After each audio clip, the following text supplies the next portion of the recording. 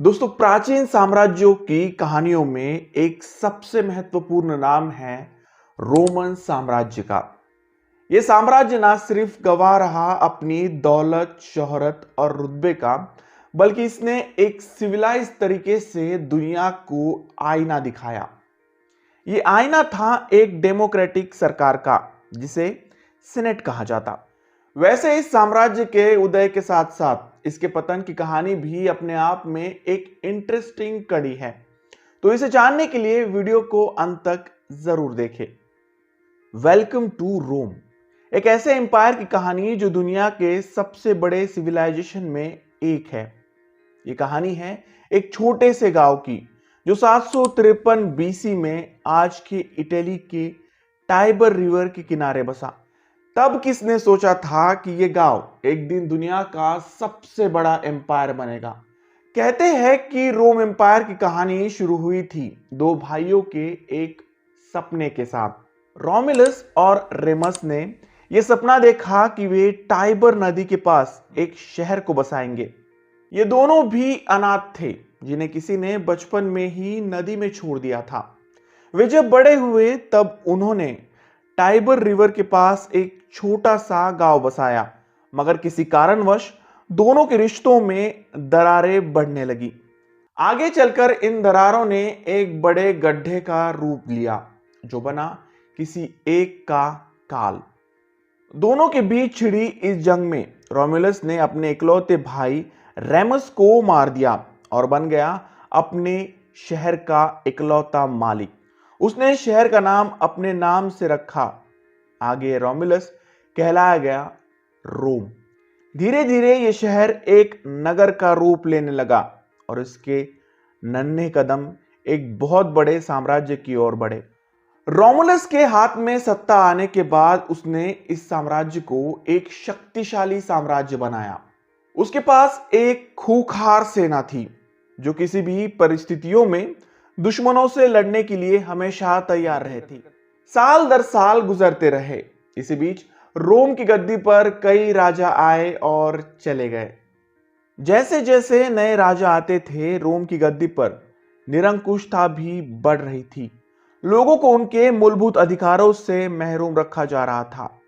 सुविधाओं से ज्यादा टैक्सेस लिए जाते। वस्तुओं के दाम इतने ज्यादा थे कि सामान्य लोगों को इसे खरीदना बेहद मुश्किल हो रहा था। यह काम इतनी बड़ी मात्रा में हो रहा था कि इसकी छोटी सी चिंगारी कब एक धधकती क्रांति में बदल गई, किसी को पता भी नहीं चला। यही से शुरू होता है रोम के राजतंत्र का प्रजातंत्र की ओर सफर। एक समय आया जब रोम के राजा को लोगों द्वारा हटा दिया गया और यहीं से रोम रिपब्लिक की शुरुआत हुई। यह वो समय था जब जूलियस सीजर और अगस्टस सीजर जैसे दो क्रांतिकारी रोम की तकदीर बदल रहे थे।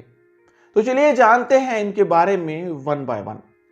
At initial stage Julius Caesar was the general of Roman army, मगर सत्ता आने के बाद उनमें एक डिक्टेटरशिप की भावना जाग उठी। वे पूरे रोम का कंट्रोल अपने हाथ में लेना चाहते थे। लेकिन जब सीनेट को इसके बारे में पता चला, तब उन्होंने सीजर को मारने का प्लान बनाया। मार्च के महीने में एक दिन सीजर सीनेट हॉल में मौजूद थे। इतने में एक के बाद एक सीनेट ने उन पर वार किए और उन्हें बेरहमी से मार डाला। इस घटना को इतिहास में एडिस ऑफ मार्च के नाम से जाना जाता है।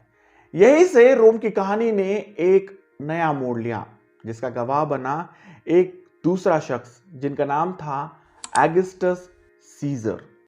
अगस्टस ने रोम को एक रिपब्लिक से एक एम्पायर में बदल दिया। ये वो दौर था जब रोम का सम्राट दुनिया का सबसे शक्तिशाली सम्राट हुआ करता था। इस समय रोम में कोलिज्म, एक्विडक्ट और ग्रैंड मोमेंटम बनाए गए। अब रोम साम्राज्य का दायरा यूरोप के साथ साथ एशिया और अफ्रीका कॉन्टिनेंट के कई इलाकों तक पहुंच चुका था। यहाँ की संस्कृति अब दुनिया भर में फैलने लगी थी। लेकिन जब कोई भी एम्पायर इतना बड़ा हो जाता है, तो उसके गिरने का वक्त भी नजदीक आने लगता है। रोम एम्पायर के साथ भी कुछ ऐसा ही हुआ। रोम का डाउनफॉल एक लंबी कहानी है। करप्शन, पॉलिटिकल इंस्टेबिलिटी और बारबेरियन इन्वेजन जैसे कई वजहों के कारण यह साम्राज्य अपने पतन की ओर अग्रसर हुआ और इन 476 एडी में आखिरकार गिर गया। मगर उनका कल्चर और लेगेसी आज भी दुनिया में अमर है। रोम के पतन के बाद भी इस शहर ने आखिरी समय तक दुनिया का साथ नहीं छोड़ा। रोम की कहानी है ताकत और पॉलिटिक्स की, लेकिन सबसे बड़ी बात है कि रोम ने दुनिया को एक नया नजरिया दिया, एक सिविलाइजेशन बनाया जो आज भी हम यूरोप में देखते हैं। तो वक्त हो चला है आपसे विदा लेने का। आपको इंफॉर्मेशन कैसी लगी कमेंट करना ना भूलें। मिलते हैं अगले वीडियो में ऐसे ही किसी इंटरेस्टिंग और हिस्टोरिकल टॉपिक को लेकर। तब तक के लिए stay happy and keep watching my channel. Thank you very much.